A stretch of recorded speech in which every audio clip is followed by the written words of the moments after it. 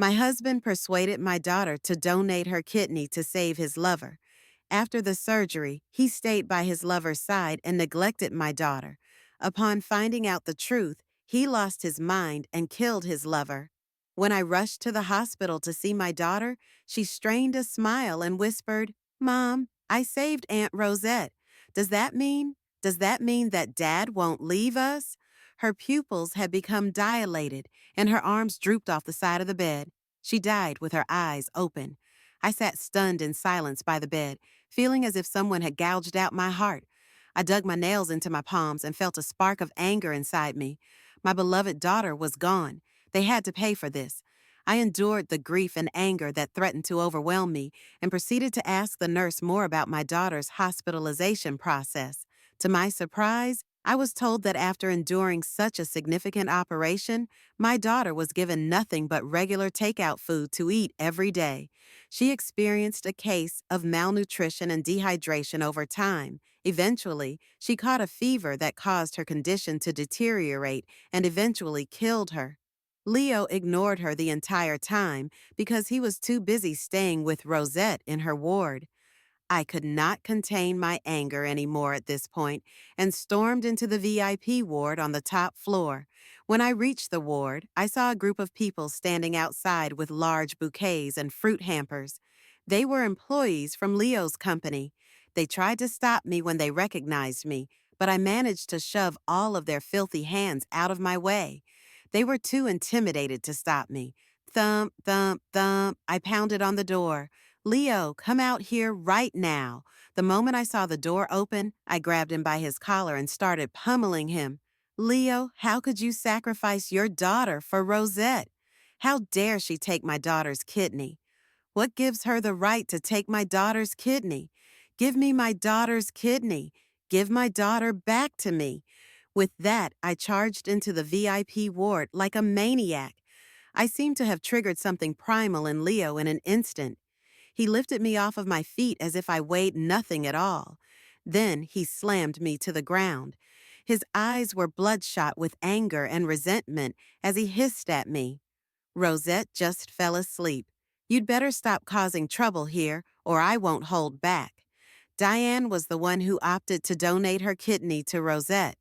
Unlike you, she has a shred of compassion. I felt dizzy when my head smacked against the floor. I could taste the metallic scent of blood on my tongue and started to retch. I felt as if my bones had snapped and the pain was unbearable. Regardless of how much it hurt physically, it could not compare to the pain of the loss of my daughter. I clenched my teeth and pulled myself up to my feet. When I got up, a burst of strength surged from nowhere. I charged forward and slapped Leo across the face. All the emotion I had been suppressing burst out for the first time. This also marked the first time I had ever hit him. If Diane voluntarily donated her kidney to Rosette, why did you try to take me out of the picture? Do you know our daughter has already enough? Leo clenched his jaw and suddenly grew menacing. He would not suffer humiliation in front of so many people. Immediately, he shoved me away and did not give me the chance to speak. "Consider the slap of price I have to pay for keeping this a secret from you. I'm warning you now, Clarice Evans. You'd better not cross the line. Also, Rosette is going to get discharged today. I don't want her to have to deal with any more stress than she needs to. Get out of here right now. Rosette this, Rosette that." He only had eyes for Rosette. Even after his daughter died, he still insisted on defending the woman who destroyed our family and got his daughter killed. I refused to drop the matter and vowed to seek justice for my daughter. I desperately lurched forward to scratch his face. Around this point, the door of the ward slowly opened and Rosette stepped out. Her face was pale like a ghost. Leo immediately pulled over from me and rushed over to put his arms around Rosette. It hurt him just to see her in such a state.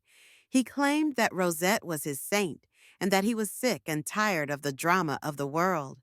According to him, she was the one who brought a glimmer of light into his dull and gray world. He stated that he would not divorce me out of respect for my daughter, but I should not expect any more affection from him either. Rosette was the only one who deserved his love and attention. He mollycoddled Rosette. Why did you get up?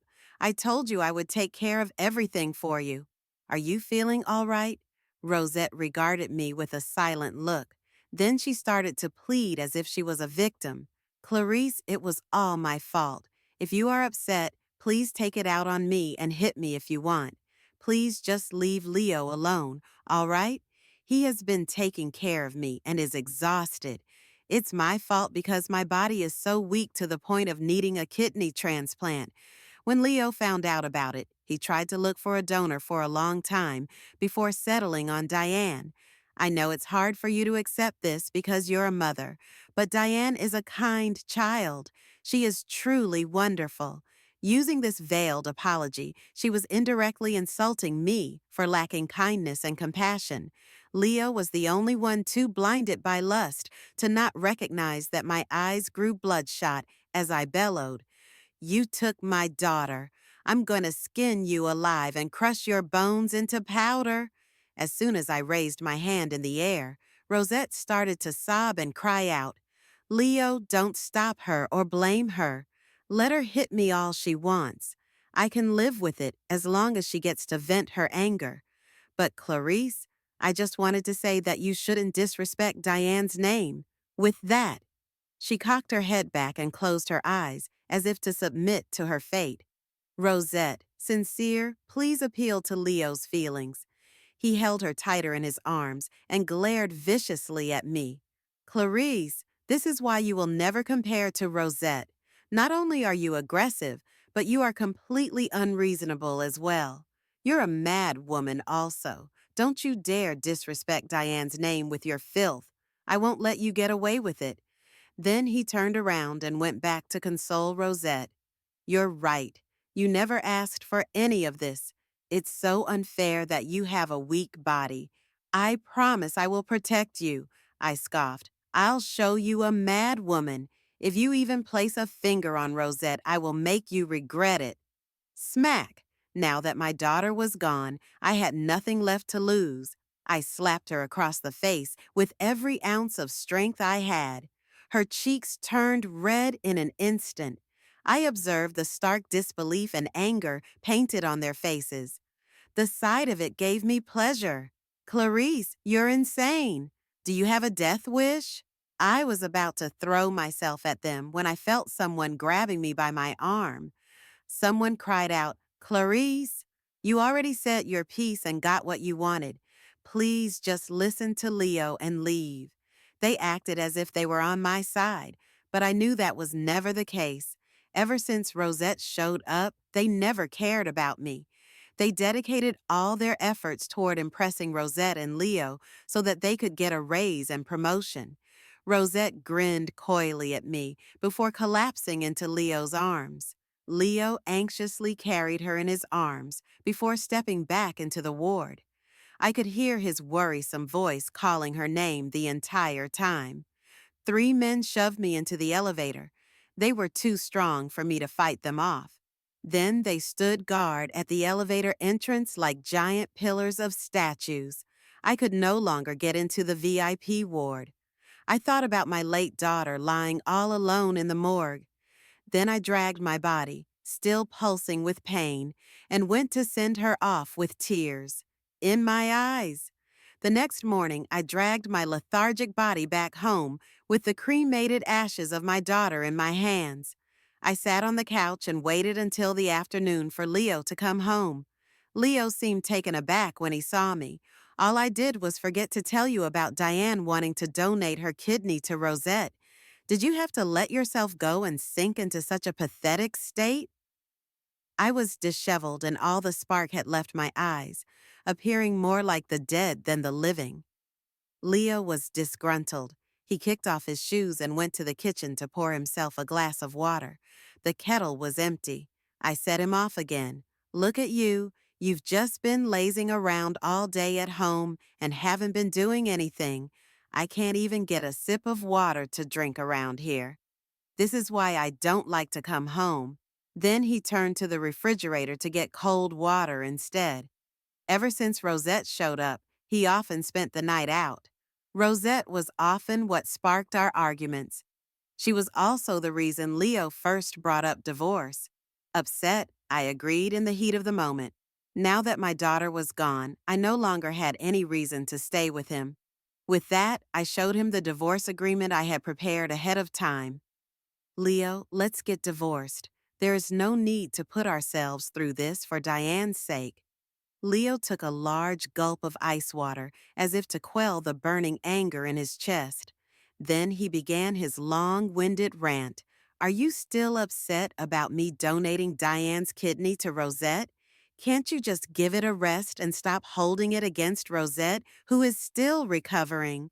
I provide you a roof over your head. Isn't that good enough? Do you think you could live a better life without me? Do you think I would stick it out and stay with you if it wasn't for Rosette? I know you have no problem with being an unqualified mother, but I still have my principles as a father. I looked at the man who I had once loved with all my heart and felt an urge to cry, feeling desolate. Then he went on, Where's Diane anyway?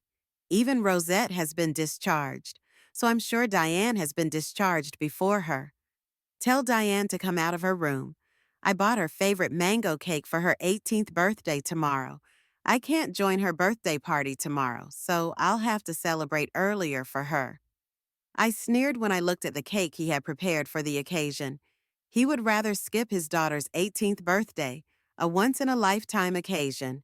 Also, he could spend time with Rosette. Leo, she's about to turn 18. Don't you know she is allergic to mangoes? Leo frowned sharply and regarded me with a disgruntled look. What nonsense are you going on about this time? She's always ecstatic whenever I buy her cakes. She's only doing that because she's a sensitive girl and didn't want to hurt your feelings. You always talk about how much you love your daughter, when the truth is that you don't understand her at all. All your affection for her has always been nothing but a show you put on. What she truly wants is a complete and functional family that gives her the love she needs, not these pathetic performances. She went as far as to donate her kidney to Rosette just to get you to stay with us. She thought if she saved Rosette, you would dedicate yourself to our family. It's such a shame that she would never get what she wanted, even if she died. Smack, Leo slapped me across the face. I warned you to not disrespect my daughter's name? He was so furious that his breathing had become ragged. Then he glared at me before stomping toward Diane's room and pounding on the door. Diane, Daddy's home. Are you feeling better? I waited for 2 minutes, but nobody responded.